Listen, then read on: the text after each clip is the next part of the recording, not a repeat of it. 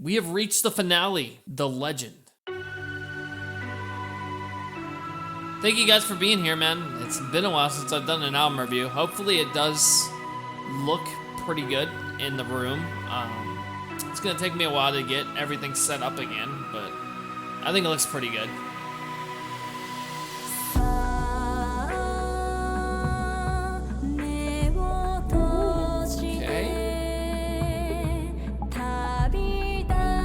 Yeah, it doesn't feel like 10 tracks. It's a very quick album. I like this a lot, though. It's very different.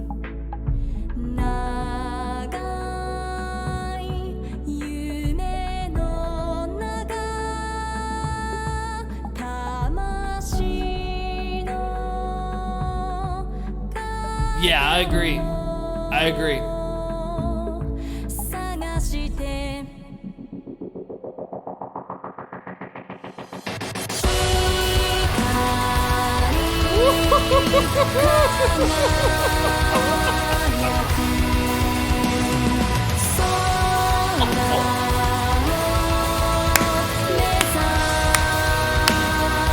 Wow!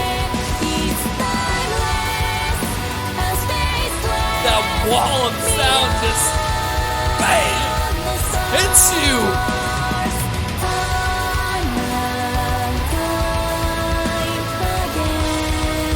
So fucking good, dude. So fucking good. Dude, goosebumps are so real on this song, dude. It's like I'm listening to 80s again. 80s songs. Like Enigma and fucking,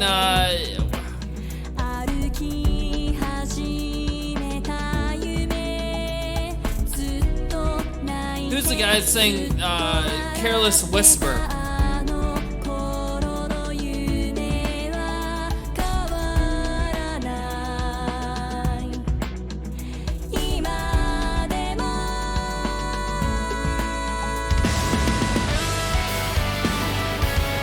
And we get a solo.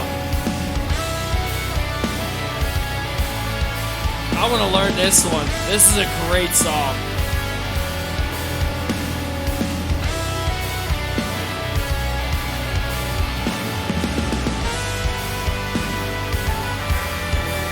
Is that a saxophone?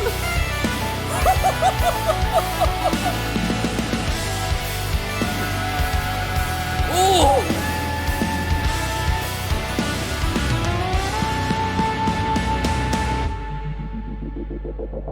Here comes the wall of sound again. Oh my god. Yep. Careless Whisper. Yep. That's what it reminds me of. The verse. Very good album.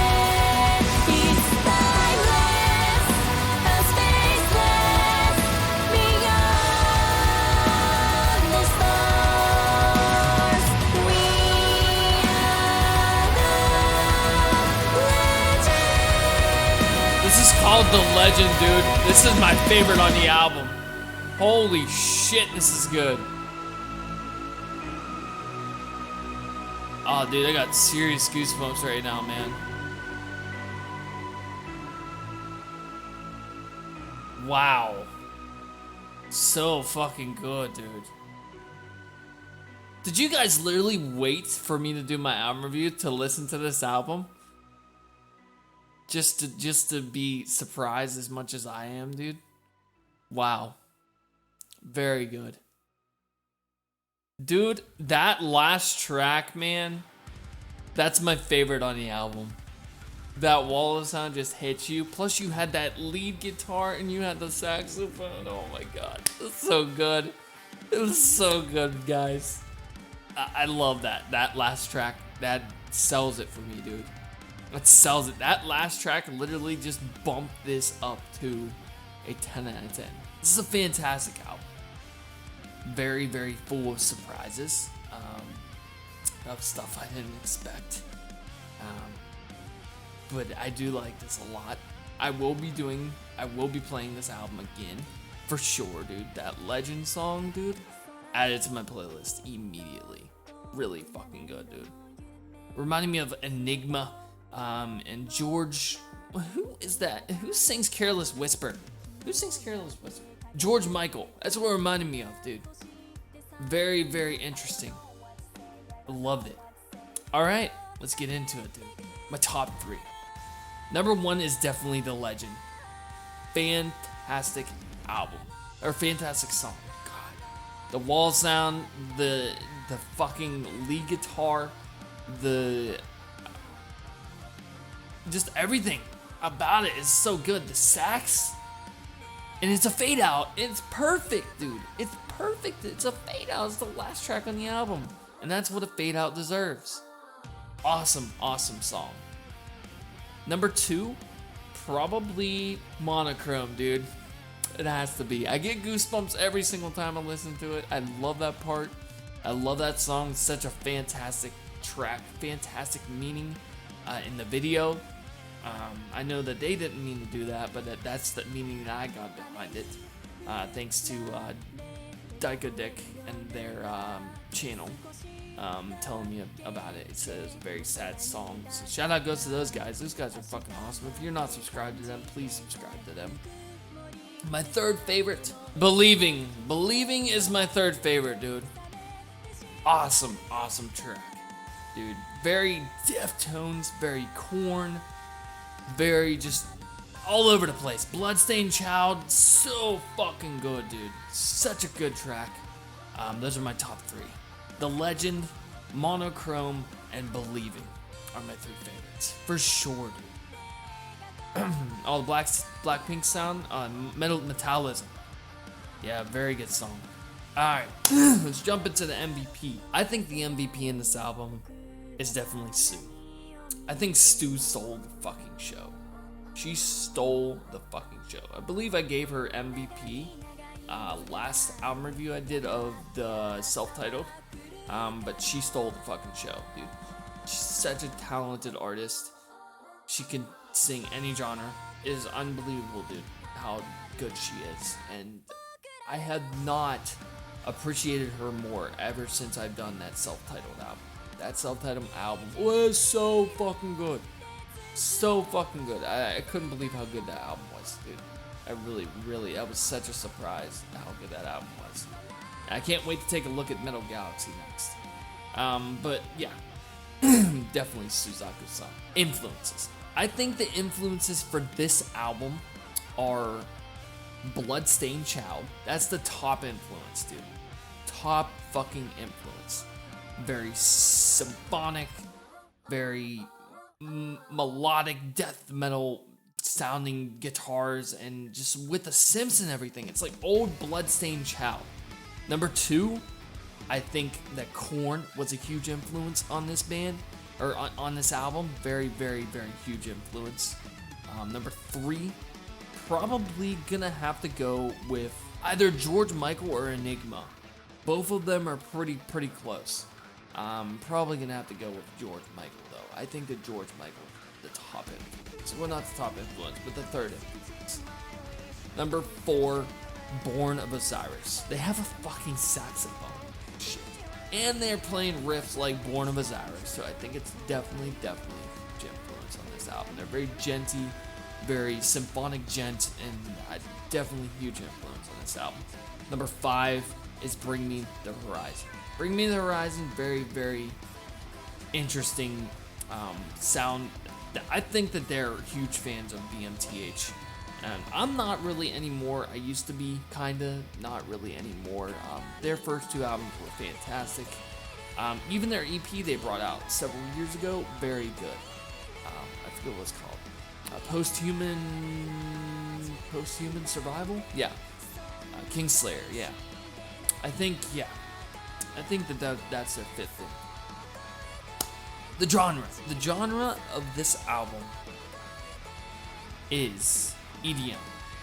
It's an EDM album, very EDM. I think I would probably have to go with a dubstep as a subgenre of the EDM. So when I'm gonna go dubstep, it's fucking gent. I heard gent guitars, 100%. It's symphonic, it is pop, and finally, it is very ambient. So we're gonna have to throw those in there. The implication. What do I think this album's about? I think this album is telling the story, your inner self, believing in your inner self, the light and darkness in yourself, the legend. You are your own legend. Alright, hey, Steve Penguin, thanks for coming, man. You are your own legend. You make your own story. You create your own destiny. I believe in God, and I very, very do believe in fate as well. I think that this tells the story of fate behind basically just becoming who you are, who you're supposed to be. You go through these trials and tribulations throughout life to get to the person that you want to be, that you deserve to be in your life. There's been several times where there's been people that piss me off, and I thought it was a good thing to happen in my life, and it wasn't, but it led to a better thing in my life. I think that's what this album's about. It's self-gratitude, self-accomplishment. Very, very, just very happy album.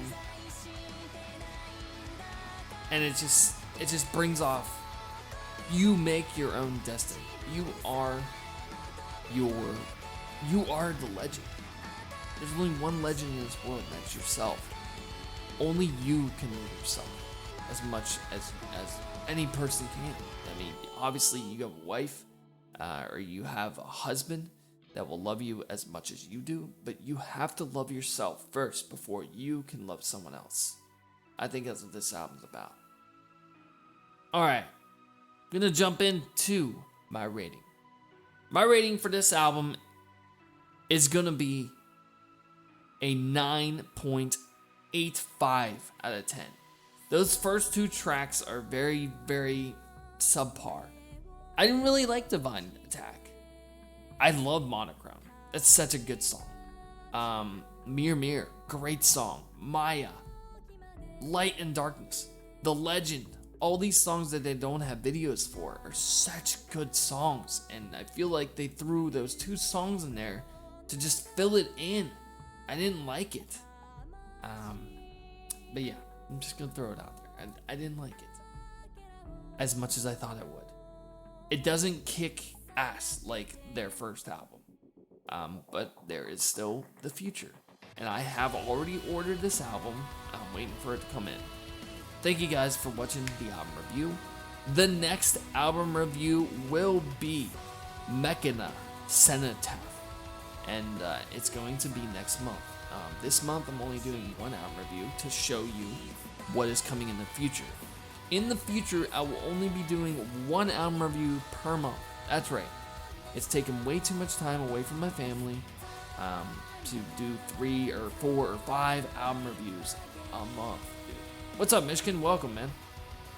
Yeah, it's just taking too much time out of my life, and I can't do it anymore. Can't. It's so overwhelming.